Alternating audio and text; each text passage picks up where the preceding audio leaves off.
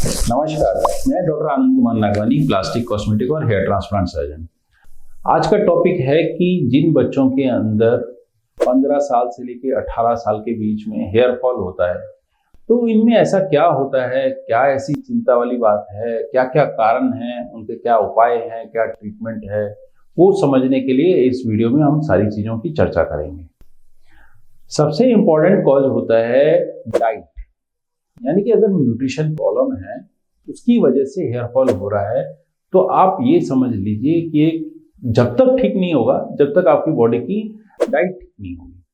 यानी कि आप सोचिए कि अगर आप पिछले कई सालों से फास्ट फूड पे या कई महीनों से आप सिर्फ फास्ट फूड पे ही हैं, या ज़्यादा आपकी डाइट का अनुपात अगर देखा जाए 70-80% जो है आप इस तरीके का खाना खा रहे हैं, 20-30% जो है आप नॉर्मल भारतीय खाना खा रहे हैं, तो आपको कहीं ना कहीं प्रॉब्लम आने वाली है। ये रिसेंट भी आती है जो कि आपको हेयर फॉल के रूप में दिखती है, और ये लॉन्ग टर्म में भी आती है जो कि आपको नजर आती है। स्किन के अंदर चेंजेस होते हैं, एजिंग जल्दी होती है। इसके अलावा सबसे ज़्यादा प्रॉब्लम होती है इनमें बॉडी से रिलेटेड, जैसे कि मसल से, बोन से, इस तरीके की प्रॉब्लम आती है। फास्ट फूड लॉन्ग टर्म तक रहा तो आपके हार्ट में भी प्रॉब्लम आती है। तो बहरहाल मैं आपको यहाँ पे ये सारी चीजें न बता के सीधे बालों पे, यानी कि सीधे हेयर के ऊपर आता हूँ, और हेयर फॉल जो आपका टॉपिक था या जो है आप जिसके बारे में जानना चाहते थे, तो उससे रिलेटेड बात करता हूँ। न्यूट्रिशन जब तक आप ठीक नहीं करेंगे, अपनी भारतीय खाने पे नहीं आएंगे, तब तक आपको प्रॉब्लम आएगी। देखिए, हमारी माटी के अंदर सारे तरीके के मिनरल्स हैं, और ऐसी चीजें हैं जो कि हमारे पेड़ पौधे जो हैं उसी से विटामिन भी तैयार होती हैं, और उसी से जो है आपकी मिनरल्स भी मिलते हैं। माइक्रो एलिमेंट्स भी होते हैं, मैक्रो एलिमेंट्स भी होते हैं, ये सब कुछ आपको यहाँ से मिलता है। जी हाँ, कुछ चीजें ऐसी हैं कि वो नॉन वेजिटेरियन से ही मिलती हैं, लेकिन ज्यादातर चीजें आपको हमारे जमीन से मिलती हैं। तो जमीन से आपको कैसे मिलेंगी, उसका सीधा सीधा तरीका होता है कि आप फल खाते हैं, आप साग सब्जी अनाज खाते हैं, उसी से आपको मिलता है। तो आपका यहाँ पे सीधा सीधा प्रश्न मुझसे ये हो सकता है कि फास्ट फूड में भी तो यही सारी चीजें हैं। जी हाँ, लेकिन प्रॉब्लम वहां पे ये है कि जिस तरीके का रेशो होना चाहिए प्रोटीन, फैट और कार्बोहाइड्रेट का, वो बिल्कुल डिसऑर्डर्ड होता है। इसकी वजह से फास्ट फूड कभी भी ठीक नहीं होते हैं। आपको एनर्जी देते हैं लेकिन न्यूट्रिशन नहीं देते हैं। तो ये चीज आपको समझनी पड़ेगी, आपको अपनी डाइट ठीक करनी पड़ेगी। डाइट के साथ में ही एक चीज आती है पानी। हमारे बॉडी की रिक्वायरमेंट होती है 50 kg के लिए करीब करीब 3 to 4 litre water per day पर 24 आवर्स। ये क्लाइमेटिक कंडीशन के ऊपर डिपेंड करता है कि ये ज़्यादा चाहिए या कम चाहिए। ये आपकी बॉडी की एक्टिविटी के ऊपर डिपेंड करता है कि आपको कम चाहिए कि ज़्यादा चाहिए। क्लाइमेट यानी कि अगर गर्मी है तो आपकी रिक्वायरमेंट बढ़ जाएगी, या आप एक्टिव वर्कर हैं, सोचिए कि अगर आप जैसे जिम कर रहे हैं, धावक हैं यानी कि रनर हैं, प्लेयर हैं, तो आपकी बॉडी की वाटर रिक्वायरमेंट बढ़ जाएगी। तो यहाँ पे आपको ये चीज समझनी होगी, और आपको समझ के ही उसके अकॉर्डिंग डिसीजन लेने होंगे। ठंड के अंदर और जो सेडेंटरी लाइफ होती है उसके अंदर वाटर की रिक्वायरमेंट कम होती है, लेकिन ये भी आपको समझना पड़ेगा कि सेडेंटरी लाइफ अच्छी नहीं होती है। तो ये तो रहा पानी के पीने की बात। अब पानी के पीने के साथ में ही हम बोल देते हैं कि आप जो सिर धोते हैं उसमें अगर पानी का TDS 200 से अधिक होता है, जैसे कि अंडरग्राउंड वाटर के अंदर 500, 1000, 2000 तक का TDS रहता है, जो कि एक हार्ड वाटर माना जाता है, ये आपके बालों के लिए ठीक नहीं होता है। तो इसके लिए आप या तो RO लगा सकते हैं, या आप इसका कोई अल्टरनेटिव सोच सकते हैं, खोज सकते हैं। जब मैंने बात पानी की करी तो यहीं पे ही हम इसकी इन कंटिन्यूएशन लेके चलते हैं कि वाटर जो हम ले रहे हैं, मैंने आपको यहाँ पे एक बात बोली थी कि सेडेंटरी लाइफ किसी भी तरीके से अच्छी नहीं होती है।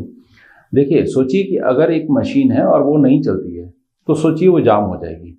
हमारी बॉडी भी लगभग इसी तरीके से है। अगर हमारी सेडेंटरी लाइफ है तो बॉडी के अंदर समझ लीजिए कि सर्कुलेशन कम अमाउंट में चल रहा है। सेडेंटरी लाइफ से आप एक्टिव लाइफ में आइए, तब आपका ये जो हेयर फॉल वाली भी चीज है ये भी कम हो जाएगी। जब मैं यहाँ पे सेडेंटरी लाइफ की बात करता हूँ तो इसी के साथ में एक पॉइंट उठा देता हूँ वो होता है स्ट्रेस। आज की डेट में यूथ को अननेसेसरी अनड्यू स्ट्रेस लेने की आदत पड़ गई है। कुछ देख लिया स्ट्रेस हो गया, कुछ सोच लिया स्ट्रेस हो गया। आप उसकी एनालिसिस करके देखिए, आपको लगता है कि वास्तव में क्या वो स्ट्रेस लेने की जरूरत थी? 90% टाइम में आपको लगेगा कि मैं तो ये अननेसेसरी स्ट्रेस ले रहा हूं, इसकी कोई जरूरत ही नहीं। मैं पढ़ाई कर रहा हूं, स्ट्रेस है। मेरे एग्जाम है, स्ट्रेस है।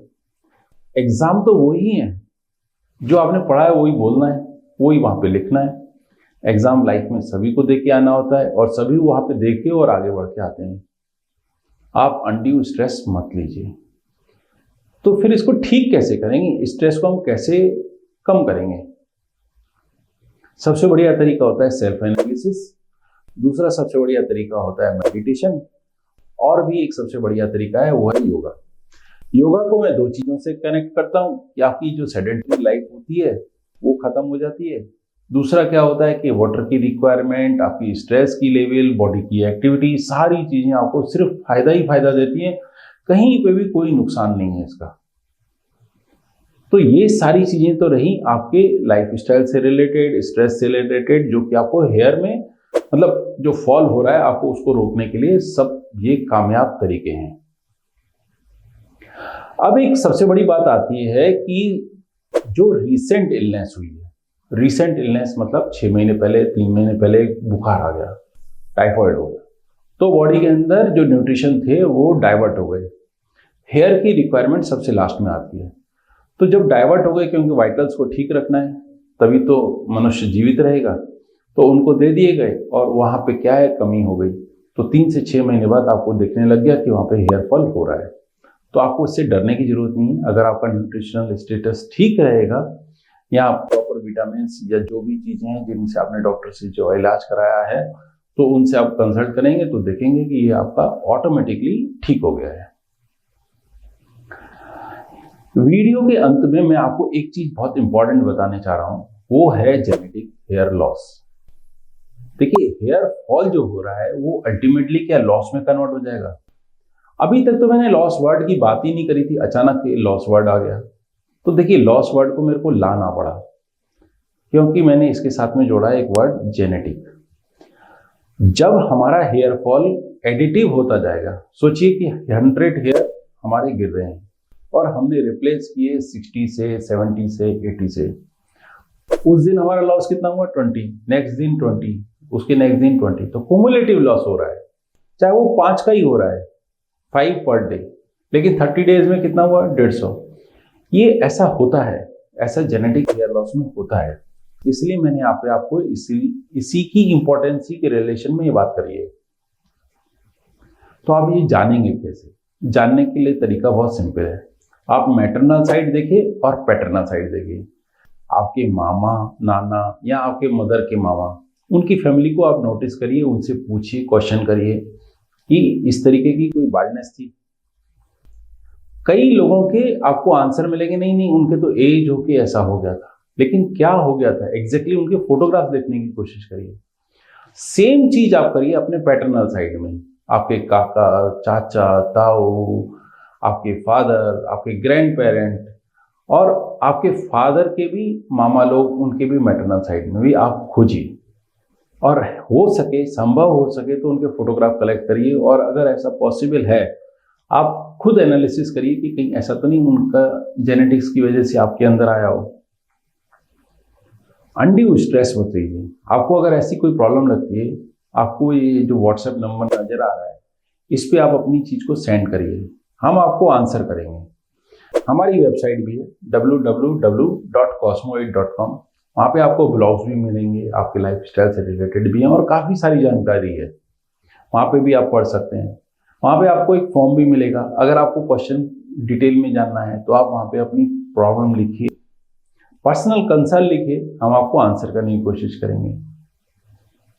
आप खुश रहिए, स्वस्थ रहिए। इसी के साथ मैं विदा लेता हूँ। नमस्कार।